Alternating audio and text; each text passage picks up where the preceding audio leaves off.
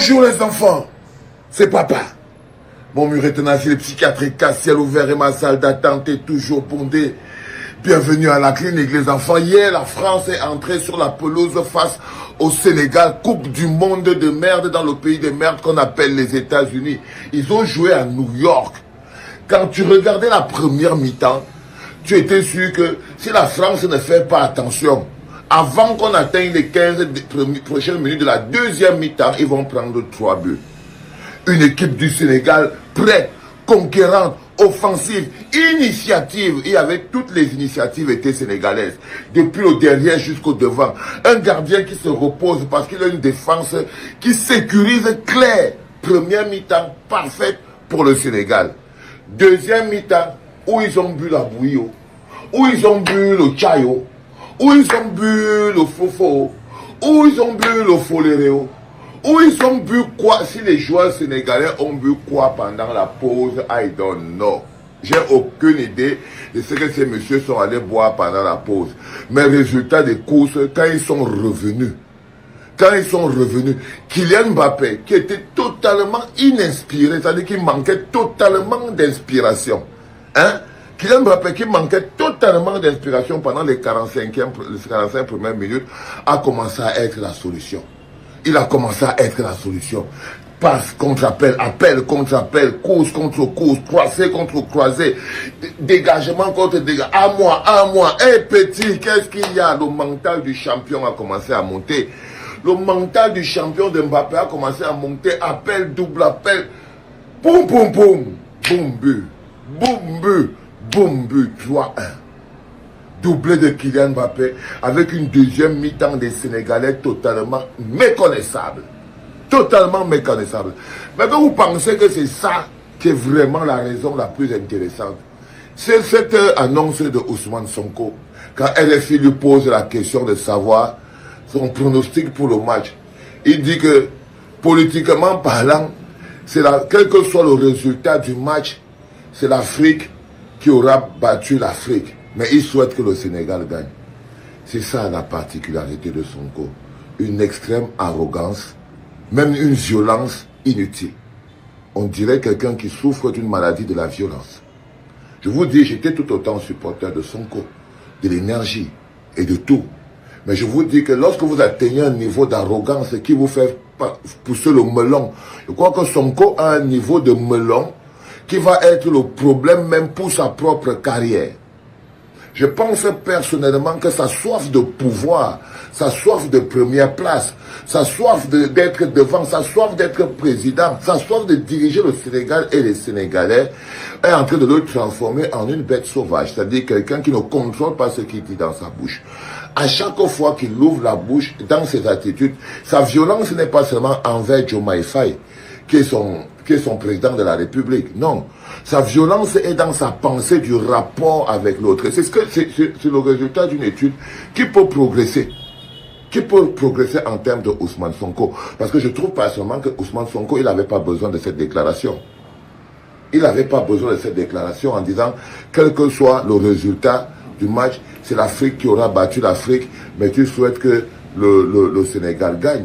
Non. Déjà, c'est un gros manque de respect pour tous les joueurs de l'équipe de France d'origine africaine. C'est une insulte.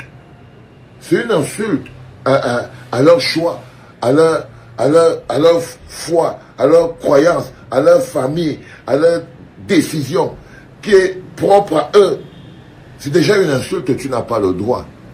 Mais si quelqu'un peut rappeler à Ousmane Sonko que presque tous les joueurs du Sénégal, vivent en Europe, jouent dans des clubs en Europe, sont formés par des Européens, dans le matériel européen. S'ils sont bons, c'est parce qu'ils sont entraînés en Europe, par des sélectionneurs européens, par des nutritionnistes européens, pas des scientifiques qui les soignent des pieds européens, psychologues européens, et donc c'est l'Europe qui les fabrique.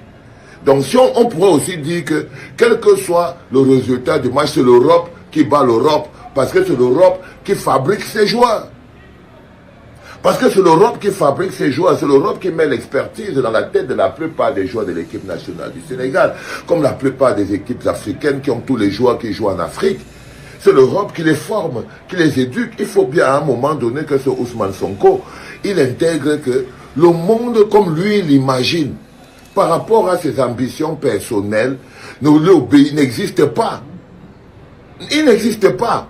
Donc faire une telle violence, j'ai vu les hommes politiques dire souvent ça là-bas en France. Ils peuvent dire ça là-bas en France, parce que j'ai écouté des gens dire que oh, les hommes politiques disent ça en France tout le temps, que oh, les joueurs de l'extrême droite, l'équipe nationale de France, c'est l'équipe africaine et tout. Je vous rappelle que les hommes politiques qui disent ça là-bas en France, eux ils sont candidats aux élections là-bas en France. Eux ils font la politique là-bas en France. Ils font la politique là-bas en France. Donc, c'est des éléments de langage, de template, de leur mécanisme politique. Et malgré tout, ça ne les dérange pas. Ils savent que c'est pour parler seulement pour gagner 1 ou 2 points à l'élection. Sauf que tous, ils sont fiers de Mbappé. Ils sont contents de la Coupe du Monde de Dembélé. Ils adorent Doué. Ils adorent tous ces gens.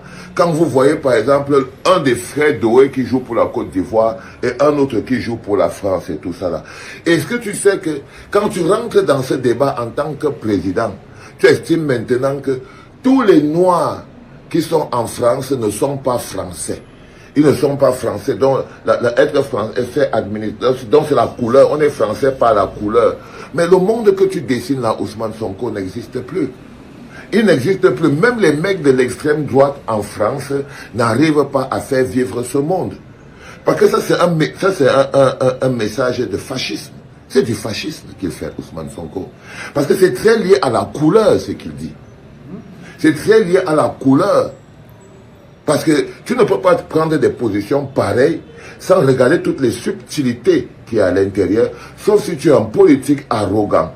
Un politique d'une violence arrogante. Là, on appelle ce que Ousmane Sonko est en train de faire de la violence arrogante.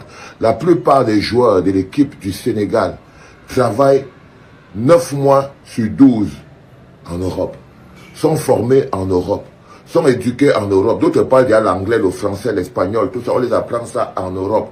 Et je pense que Ousmane Sonko souffre d'une maladie qu'on appelle la sonkokatitude. C'est-à-dire que la maladie de Ousmane Sonko, trop d'ego. Trop d'ego. C'est pour ça qu'il pense qu'il peut mépriser le président Bassirou Diomaye Faye. C'est pour ça qu'il pense qu'il n'arrive pas à lui donner du respect. Parce que sa soif de pouvoir fait de lui un homme pressé.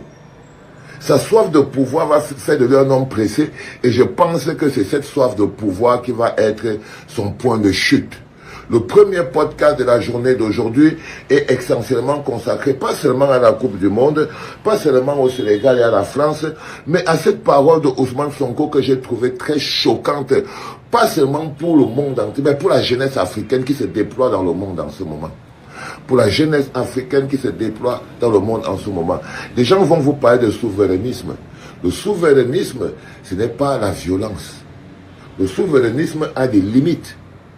Le souverainisme n'a rien ne piétine pas le droit individuel de l'être humain. Pas du tout. Déclaration violente, inutile, sans fondement. Il aurait pu s'en passer et tout, mais faite par un homme qui est assoiffé, trop assoiffé de pouvoir, Ousmane Sonko. Trop pressé. Trop pressé. Et la base du PASTEF ne l'aide pas. La base du PASTEF continue de nourrir les Grégor qu'il est, parce que je découvre un homme d'une arrogance et d'une violence inutile, totalement inutile. Je tenais à dire ça de manière claire ce matin, que cette déclaration ne fait du bien à personne, même pas au Sénégal, même pas à l'Afrique, même pas au monde, même pas au football. C'est une déclaration qui ne sert à rien à personne, à part que c'est une expulsion de l'ego de l'homme qu'on appelle Ousmane Sonko. C'est dommage. Mais bon, nous on n'est même pas qualifiés pour la Coupe du Monde, nous le Cameroun, depuis quand la poule parle la chose des gens qui ont des dents. C'était comment tu peux aussi regarder une vidéo sans t'abonner? Abonne-toi. Surtout clique sur la cloche de notification. Ça c'est la page de Buzz. Si tu veux être au courant des buzz et toutes les actualités au 237, abonne-toi et clique sur la cloche de notification. Partage aussi pour m'encourager. Surtout, Si tu as quelque chose à dire, papa, lâche un commentaire.